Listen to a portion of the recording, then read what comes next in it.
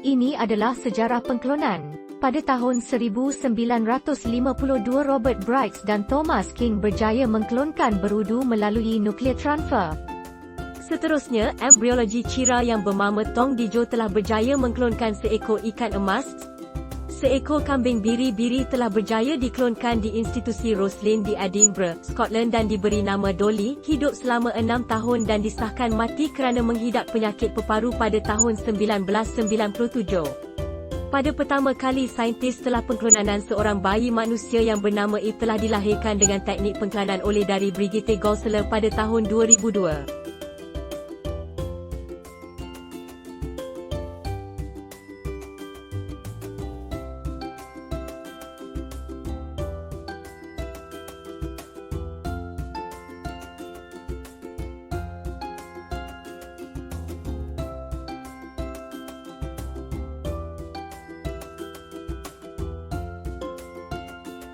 Ini adalah gambar hasil pengklonan yang gagal untuk pengetahuan anda. Tajuk hubungan dengan manusia dan agama terhadap pengklonan manusia. Hukum pengklonan pembiakan manusia dalam Islam adalah haram kerana pengklonan untuk pembiakan manusia ianya bertentangan dengan fitrah kejadian manusia. Ini kerana ianya menjadi penghalang kepada keharmonian dan kasih sayang di kalangan manusia dengan hukum pembiakan secara berpasangan yang mana Allah jadikannya sebagai petunjuk di dalam ayat Al-Quran. Bahkan pengklonan ini juga bercanggah dari tabiat semula jadi manusia. Allah Subhanahu Wa Taala berfirman di dalam surah Al-Hujurat ayat Wahai umat manusia sesungguhnya kami telah menciptakan kamu dari lelaki dan perempuan dan kami telah menjadikan kamu berbagai bangsa agar kamu berkenal-kenalan. Seterusnya, pengklonan manusia akan mengganggu sistem keturunan dan kesucian sistem kekeluargaan. Anak yang dilahirkan daripada kasih sayang ibu bapa akan terjaga urusan hidup dan tempat pergantungannya. Sebaiknya anak yang dilahirkan daripada pengklonan boleh meruntuhkan sistem kekeluargaan. Di samping itu, pengklonan manusia menjadikan manusia yang asalnya sebagai hamba yang dimuliakan di sisi Allah terhina apabila dijadikan objek penyelidikan yang akan menimbulkan pelbagai masalah sampingan. Akhir kata, pengklonan akan membawa mudarat kepada manusia. Topik berikut adalah nilai dan etika terhadap pengklonan manusia. Yang pertama, pengklonan manusia adalah pembuatan yang tidak beretika kerana Allah sahaja berhak untuk melahirkan manusia. Manusia tidak boleh membuatkan perkara yang tidak mustahil.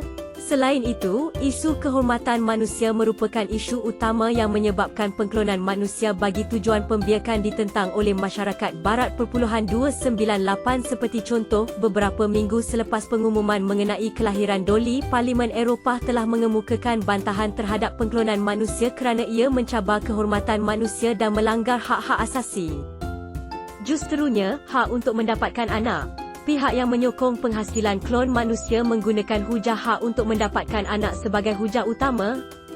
Seperti contoh, dari Zavos iaitu seorang saintis yang komited dalam kajian pengklonan menyatakan bahawa apa yang beliau lakukan tidak bertentangan dengan etika kerana pada pendapat beliau pasangan mandul juga mempunyai hak untuk mendapatkan anak. 305 Prof. Dari Ronald Dworkin, seorang ahli falsafah dan undang-undang Amerika pula menyatakan larangan ke atas pengklonan manusia adalah bertentangan dengan hak akhir sekali, kecelaruan sistem kekeluargaan. Pengklonan manusia bagi tujuan pembiakan juga ditentang kerana ia menyalahi makna pembiakan manusia dan hubungannya dengan kesucian perkahwinan.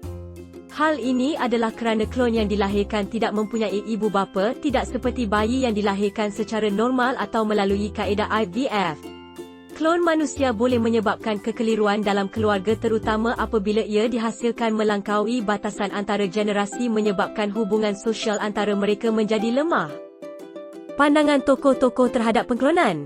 Prof. Dari Leon Kass.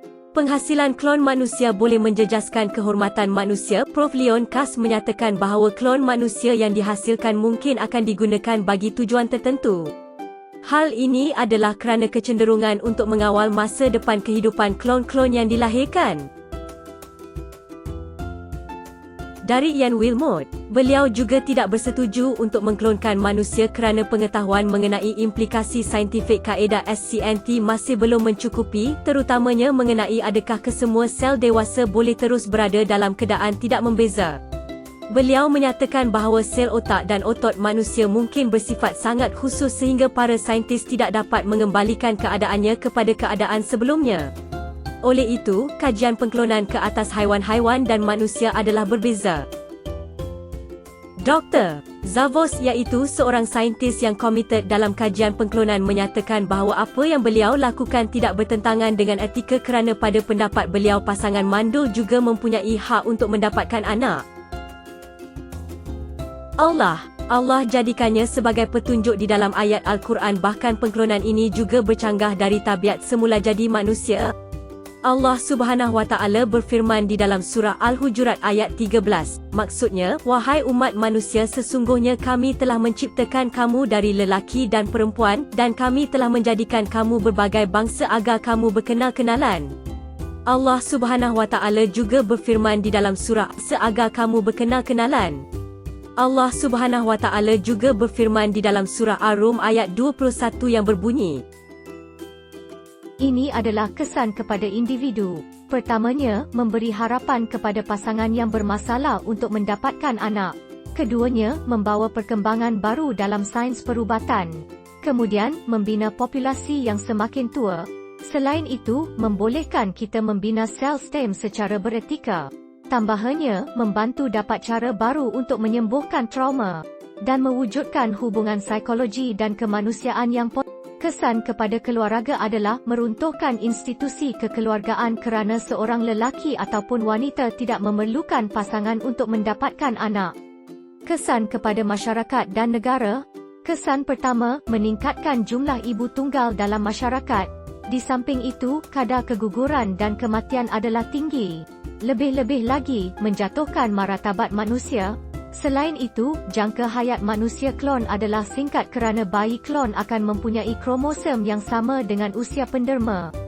Kemudian, melahirkan generasi manusia yang boleh mencipta manusia dan akan melahirkan manusia yang tidak mempercayai Tuhan. Dalam agama Islam, ia berlaku di luar batasan syarak Islam. Akibatnya, mengklon manusia akan menjadi sumber masa depan untuk manusia.